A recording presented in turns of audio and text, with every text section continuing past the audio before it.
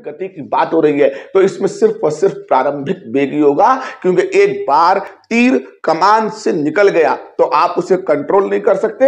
एक बार गोला तोप से छूट गया तो आप रास्ते में जाके उसे रोक नहीं सकते, उसके वेग को घटा बढ़ा नहीं सकते। और एक बार किसी खिलाड़ी ने फुटबॉल पे लात मार दी या किसी ने गेंद को फेंक दिया तो फिर आप क्या कर सकते हैं, उसे बीच में जाके नहीं बदल सकते। इसलिए जो काम इसमें शुरू में होता है बस वही रहता है। तो प्रक्षेप गति क्या है जरा सा ये देखें, ठीक है। तो मैंने दो तल बनाए हैं, एक तल ये बनाया है और दूसरा तल ये बनाया है, और यहां पर मैंने एक पिंड को दिखाया है। तो ये दो तलों के बीच में एक पिंड हो गया। ये एक्स तल मान लीजिए, ये वाई तल मान लीजिए, यानी कि क्षैतिज और ऊर्ध्वाधर के बीच की बात हो रही है। आपने इस पर इधर से एक किक मार दी और ये इस तरह से ऊपर की तरफ चला गया।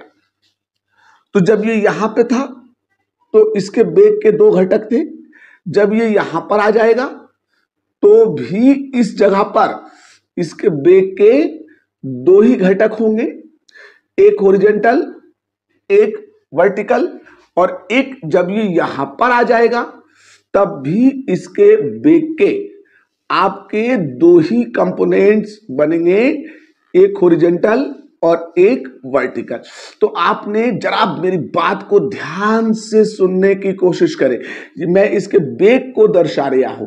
अब वेग को दर्शाने का मतलब क्या हुआ कि गुरुत्वाकर्षण क्षेत्र में ही ये काम होगा, यानी कि इतना जितना क्षेत्र होना चाहिए वो सारा का सारा ग्रेविटेशनल एरिया होना चाहिए। अब गुरुत्वाकर्षण क्षेत्र में, अब गुरुत्वाकर्षण क्षेत्र में क्या है कि मैंने अब एक पिंड को दो तलों के बीच में फेंका है। तो किसी पिंड को, ठीक है, दो तलों के बीच में, चाहे आप इस कोण से फेंके और चाहे आप ऊपर वाले कोण से फेंके, किधरों से फेंके, दो तलों के बीच में फेंके, तो आप यहां पर देखें इस जगह पर लगातार इसके वेग की दिशा बदल रही है, और वेग की दिशा से बदलने से त्वरण की दिशा भी बदलेगी। परिमाण नहीं बदल रहा है, दिशा बदल रही है। तो ये पथ इसका कैसा हो गया, ये इसका पथ एक परवलय के आकार का हो गया, परवलय के आकार का, पैराबोलिक ट्रैक हो गया, परवलय के आकार का। तो जब कोई पिंड दो तलों के बीच में थीटा डिग्री के कोण पे फेंका जाता है, और जो शब्द फेंका है इसका मतलब है प्रक्षेपित, प्रक्षेपित किया जाता है, तो गुरुत्वाकर्षण क्षेत्र में उसके वेग और उसके त्वरण दोनों की दिशाएं लगातार बदलती रहती हैं, जिसके कारण उसका पथ परवलयकार हो जाता है, और परवलयकार पथ पर होने वाली गति प्रक्षेप गति कहलाती है। फिर सुनिए, जब कोई पिंड दो तलों के बीच में गुरुत्वाकर्षण क्षेत्र में फेंका जाता है तो उसके वेग और त्वरण दोनों की दिशाएं लगातार बदलती जाती हैं, जिससे उसका पथ परवलयकार हो जाता है, और परवलयकार पथ पर होने वाली गतियां प्रक्षेप गति कहलाती हैं। अब इनके उदाहरण क्या है? इनके उदाहरण जैसे एक तोप थी, उससे आपने गोले को छोड़ दिया, एक फुटबॉलर है, उसने गेंद पे किक को मार दिया, एक खिलाड़ी है, उसने गेंद उठाई और हाथ से फेंक दी, कोई छत पे खड़ा हुआ है, उसने वहां से उठा के ईंट फेंक दी, कोई तीर कमान लिए है, उसने चिड़िया पे तीर से निशाना लगा दिया। तो इस तरीके से जितने भी ये गति के एग्जाम्पल होते हैं वो सारे के सारे जिस मोशन में रखे जाते हैं वो मोशन प्रोजेक्टाइल मोशन कहलाती है। तो उम्मीद तो ये करता हूं कि प्रक्षेप गति की परिभाषा आपकी समझ में आ गई होगी। कण का पथ परवलयकार होता है, ठीक है। एक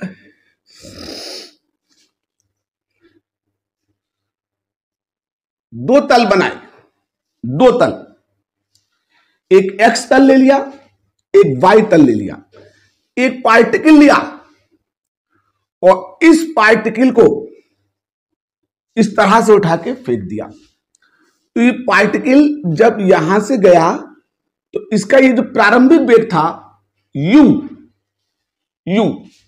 तो अब ये दो घटकों में टूट गया है, एक इसका थीटा की दिशा वाले पे घटक u cos थीटा, ये ux कहलाएगा, और दूसरा इसका ऊर्ध्वाधर घटक uy u sin थीटा कहलाएगा।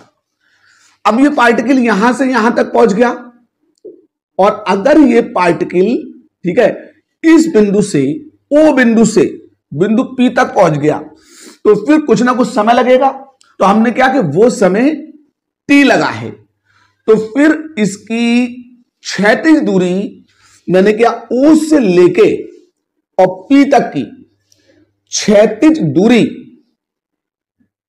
x हो गई, और लगा समय कितना है t है, और क्षैतिज वेग कितना है u cos थीटा, क्योंकि ये जो u वेग प्रारंभिक दिया था ये दो घटकों में टूट गया, और इसका एक घटक इसे आगे की तरफ ले जा रहा है और दूसरा घटक इसे क्या कर रहा है ऊपर की ओर उठा रहा है। और हमें सिद्ध करना है कि प्रक्षेप गति में कण का पथ परवलयकार होता है।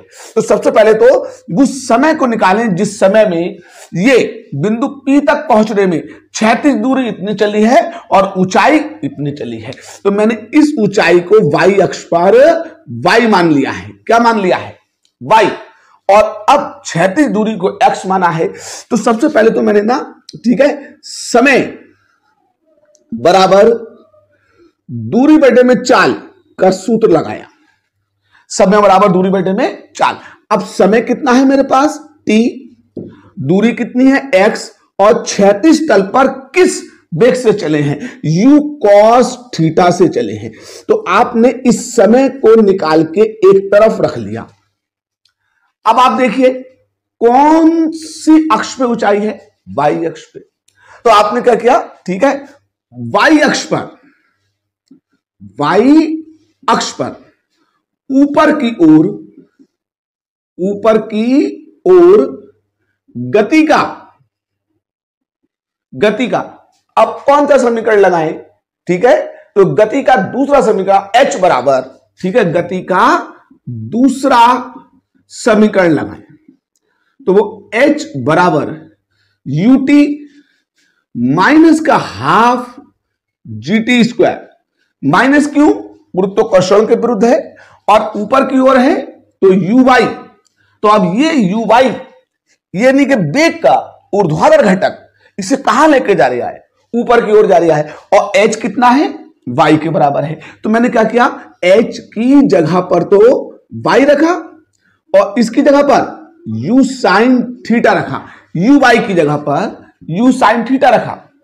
अब इंटू जो t था t की जगह पर x अपॉन में u cos थीटा, ठीक है x अपॉन में u cos theta, x upon में u cos थीटा माइनस का हाफ जी ऐसे रखेंगे, और t की जगह पे x अपॉन में u cos थीटा का होल स्क्वायर कर लेंगे। तो देखिए ये तो u से u कैंसिल हो गया, x को हमने पहले लिख लिया और साइन थीटा बटे में cos थीटा रह गया। अब माइनस का हाफ स्क्वायर खोलें, जी ऐसी रहेगा एक्स स्क्वायर अपॉन में u square sine square theta आ जाएगा। अब साइन अपॉन में cos tan थीटा होता है, तो y बराबर x tan थीटा माइनस का half g X square upon में u square sine square theta आ जाएगा। तो ये एक हमें समीकरण मिलेगा, और ये परवलय का मानक समीकरण है। ये क्या है परवलय का मानक समीकरण है, ठीक है। और ये किसकी गति में प्राप्त हुआ है, ठीक है, जब कण प्रक्षेप गति कर रहा है तो उसमें प्राप्त हुआ है। जैसे फॉर एग्जांपल कि अगर मेरे सर पर टोपी लगी हो, हाथ में मुसल्ला और तस्बीह और रब पर मेरे जारी अल्लाह अल्लाह हो और मैं कहीं खो जाऊं तो लोग मुझे किसका अनुयायी समझेंगे? मोहम्मद का अनुयायी समझेंगे। अब ऐसे ही मैं उसके पथ पे चल रहा था, ऐसे ही ठीक है, रुद्राक्ष की मालाएं पड़ी हूं, शिव शिव करता हुआ जाता हूं, ओम ओम का जाप करता हुआ जाता हूं और मैं कहीं पे मिलूं तो लोग मुझे क्या समझेंगे? मैं किसके पथ पे चल रहा हूं? मैं शिव के पथ पे चल रहा हूं। तो जो सबूत मिलते हैं वो बताते हैं कि आप किसके पथ पे चल रहे हैं, आपकी गति किसके पथ की गति है। तो यहां पर विक्षेप गति में जो हमें सबूत मिलके आया है वो परवलय के मानक समीकरण का आया है। कब आया है? जब वो कण विक्षेप गति कर रहा था। तो इस बात से किसकी पुष्टि होती है कि विक्षेप गति करते हुए कण का पथ परवलय कार होता है और जिसकी ये गवाही देती है इक्वेशन जो परवलय की मानक समीकरण है y बराबर x tan थीटा माइनस का half g x square upon में u square cos square theta. तो परवलय का मानक समीकरण जब निकल के आया तो आप क्या कह सकते हैं कि विक्षेप गति करते हुए किसी भी कण का, एवरी पार्टिकल एवरी बॉडी, किसी भी कण का, किसी भी पिंड का पथ जो होता है वो कैसा होता है? परवलय का। पार्टिकल को लिया और इसे दो तलों के बीच में विक्षेपित किया और ये इधर से आया, इधर को गिर गया। तो ये पार्टिकल जब इस जगह पर होगा तो इसकी ऊंचाई के बारे में हमसे पूछ रहा है कि आप इस ऊंचाई का सूत्र निकाल के दिखाइए। तो आपने इसे कहां से फेंका? यहां से। तो यहां से जो इसे बेग दिया था, आप इस बेग को u को क्या घटकों में तोड़ लीजिए? दो घटकों में तोड़ लीजिए। एक इस बेग का x अक्ष पर, ठीक है, क्षैतिज घटक ux बराबर u cos थीटा और दूसरा इसका y अक्ष पर ऊर्ध्वाधर घटक uy बराबर u sin थीटा। अब देखिए विक्षेप गति करते हुए कणों में आपका, ठीक है, अंतिम वेग तो होता ही नहीं है क्योंकि सारे वेग कैसे होते हैं? प्रारंभ वेग होते हैं। अब अंतिम वेग होता नहीं तो अंतिम वेग की हम बात ही नहीं करेंगे। तो हमने यहां से वेग दिया था प्रारंभ में, तो इसी वेग को हमने दो घटकों में तोड़ लिया है। अब हम चलते हैं ऊंचाई की तरफ। तो देखिए गति के, ठीक है, तीसरे समीकरण में ऊंचाई सबसे आसानी से निकल आती है। तीसरे समीकरण में ऊंचाई सबसे आसानी से निकल आती है। तो मैंने ऊंचाई के लिए, ठीक है, ऊपर की ओर गति का तीसरा समीकरण लगाया। तीसरा समीकरण तो वो जो होता है ना बी स्क्वायर बराबर यू स्क्वायर, ऊपर की ओर तो माइनस का 2gh। अब ऊपर की ओर y लगा दिए क्योंकि ऊपर कौन सी अक्ष है? y अक्ष है हमारी, तो y लगा दिए। अब देखिए अंतिम वेग तो होता नहीं है विक्षेप गति में, इसलिए आपका जो vy होगा वो तो 0 हो जाएगा। और अब ठीक है uy कितना है? u sin theta. तो आप uy की जगह पर क्या रखेंगे?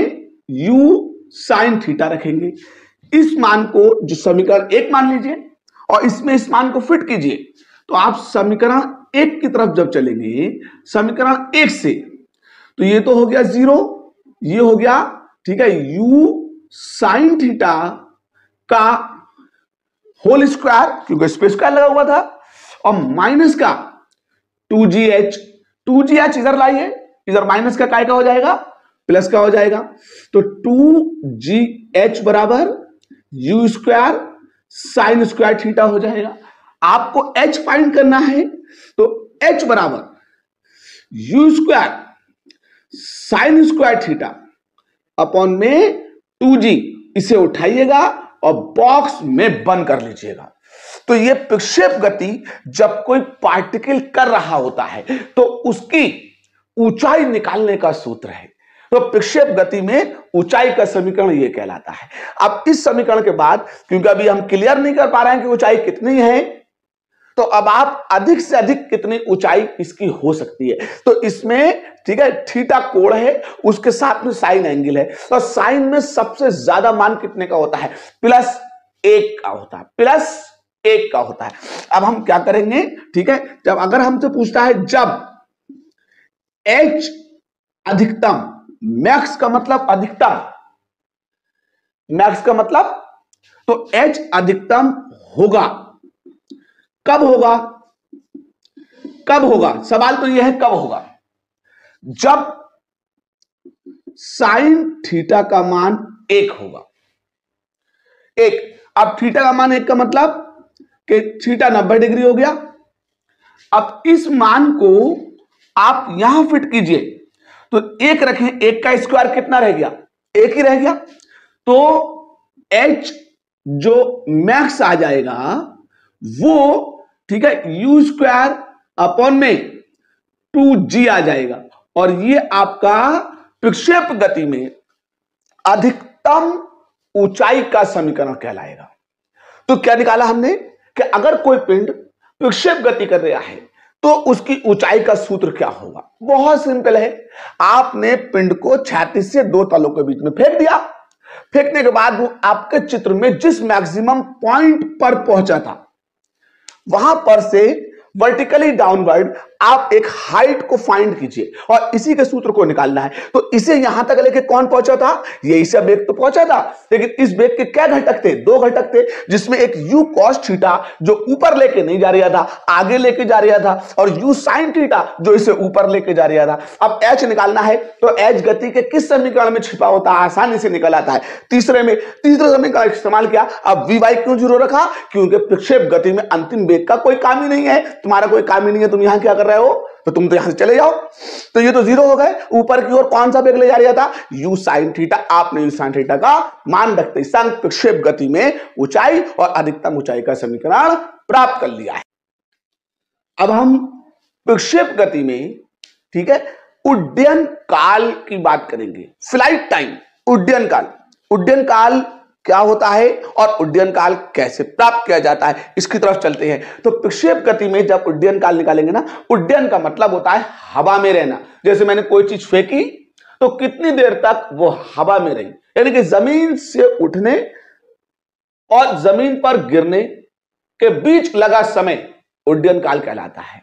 तो अब ये जो मैंने यहां से फेंकी है ना, ये इसका प्रक्षेप बिंदु कहलाएगा, क्या कहलाएगा, प्रक्षेप बिंदु, और ये यहां पे आके गिर गया तो ये फिर से पृथ्वी को छू गया, ठीक है। तो प्रक्षेप बिंदु से अधिकतम ऊंचाई तक जाने में और अधिकतम ऊंचाई से पुनः प्रक्षेप बिंदु तक आने में लगा समय उड्डयन काल कहलाता है। प्रक्षेप बिंदु से अधिकतम ऊंचाई तक जाने में और अधिकतम ऊंचाई से पुनः पृथ्वी तक वापस आने में लगा समय उड्डयन काल कहलाता है। अब जितने समय में अधिकतम ऊंचाई तक जाएगा, ठीक उतना ही समय अधिकतम ऊंचाई से पृथ्वी तक आने में लेता है। यह प्रक्षेप गति में ठीक है खासियत होती है। तो अब आप क्या करेंगे, जब उड्डयन काल की बात करेंगे ना, तो उड्डयन काल, काल का मतलब समय है ही, ठीक है। तो अब ये t समय जाने में और t आने में, तो उड्डयन काल को कैपिटल T से रिप्रेजेंट किया। अब t जाने में t आने में तो क्या हो गया, 2t हो गया। अब हमें इसके समीकरण को निकालना है, तो गति के कौन से समीकरण में समय आसानी से निकल आता है, वो है पहला समीकरण। कौन सा है, पहला। तो आपने गति का प्रथम समीकरण लगाया, ठीक है। अब ऊपर की ओर, क्योंकि आपने पिंड ऊपर को फेंका है, ऊपर की ओर प्रथम समीकरण लगाएं, और प्रथम समीकरण ठीक है v बराबर u माइनस GT होता है। अब ऊपर की ओर है तो y और y लगा दे। अब क्योंकि अंतिम वेग तो प्रक्षेप गति में होता नहीं है, इसलिए vy क्या हो गया 0, और uy कितना है ऊपर की ओर, u sin थीटा है और माइनस का GT। अब GT इधर लाइए, प्लस का हो जाएगा, तो अब GT जब प्लस का हो गया तो ये हो गया u साइन थीटा, और नाउ फाइंड हियर टी, तो T is equal to U sine theta upon में जी। अब ये टी आ गया और ये उड्डयन काल में आधा समय है। अब आप क्या करें, या तो इस टी को दोगुना करें या फिर इसमें उठाकर रख दीजिएगा। तो अब समीकरण 1 में जब आप टी की वैल्यू को फिट करेंगे समीकरण 1 में, तो उड्डयन काल कैपिटल टी बराबर 2u साइन थीटा अपॉन में जी आ जाएगा। तो ये आपका जो समीकरण निकल के आएगा, ये प्रक्षेप गति आई मीन प्रोजेक्टाइल मोशन में कितनी देर तक फेंका गया कोई पिंड, कोई पार्टिकल, कोई बम का गोला, कोई फुटबॉल, कोई गेंद हवा में रहती है, तो उसका समय निकल कर आएगा, उसका समय निकल के आएगा। तो ये उड्डयन काल का समीकरण हो गया है। ठीक है भाई, किसका हो गया है ये? प्रक्षेप गति में परास या क्षैतिज परास क्या होती है? परास या क्षैतिज परास, ये रेंज होती है भाई, परास या क्षैतिज परास। अब एक तरीके की आप इसे दूरी कह सकते हैं। क्या कह सकते हैं? दूरी। तो अब प्रक्षेप बिंदु से, ठीक है, क्षैतिज तल पर चली गई कुल दूरी, यहां से यहां तक कुल दूरी जो है इसे आप परास कहेंगे। ठीक है, प्रक्षेप गति में प्रक्षेप बिंदु से क्षैतिज तल पर चली गई कुल दूरी परास कहलाती है। प्रक्षेप गति में प्रक्षेप बिंदु से क्षैतिज तल पर चली गई कुल दूरी परास कहलाती है। इसे इंग्लिश में रेंज कहते हैं। ठीक है, और आर से प्रदर्शित करते हैं। जैसे फॉर एग्जांपल, मैंने तोप से गोला छोड़ा और वो हवा में कितनी देर रहा उससे मतलब नहीं है, जमीन पर तोप से कितनी दूर जाके गिरा, वो परास कहलाएगी। तो परास समझ में आ गया है। अब हम परास के सूत्र की तरफ चलेंगे। तो अब परास क्या है? दूरी है। परास क्या है? दूरी। और दूरी, जब परास दूरी है तो दूरी बराबर, ठीक है, चाल गुणा समय होता है। तो अब वेग गुणा समय। अब समय क्या था? उड्डयन काल। समय क्या था? उड्डयन काल। और वेग कौन सा है? क्षैतिज वेग। तो ये क्या कहलाएगी? परास कहलाएगी। सूत्र वही है, दूरी बराबर चाल गुणा समय। लेकिन अब क्षैतिज है तो इस दूरी को परास कह दिया, वेग क्षैतिज वेग और समय उड्डयन काल। अब परास को आर से, क्षैतिज वेग आपका u cos थीटा है और उड्डयन काल कैपिटल टी है। इसे समीकरण 1 कह दिया। और आप जानते हैं कि उड्डयन काल कैपिटल टी जो होता है वो 2u साइन थीटा अपॉन में जी होता है। 2u साइन थीटा अपॉन में जी होता है। अब टी का मान उठाएं और यहां रख दीजिएगा। तो समीकरण 1 से देखें तो अब आर ऐसा ही, u साइन कॉस थीटा तो यहां पर है, तो u कॉस थीटा और t की जगह पे 2u साइन थीटा अपॉन में g। हमने u स्क्वायर, u और u क्या हो गया? u स्क्वायर 2 साइन थीटा और कॉस थीटा अपॉन में g। अब 2 साइन थीटा कॉस थीटा क्या होता है? साइन 2 थीटा होता है। तो r बराबर u square sign 2 theta upon में g। तो ये प्रक्षेप गति में जब भी कोई कण प्रक्षेप गति करता है तो ये उसकी परास का सूत्र आ गया है। क्या आ गया? उसकी परास का सूत्र आ गया।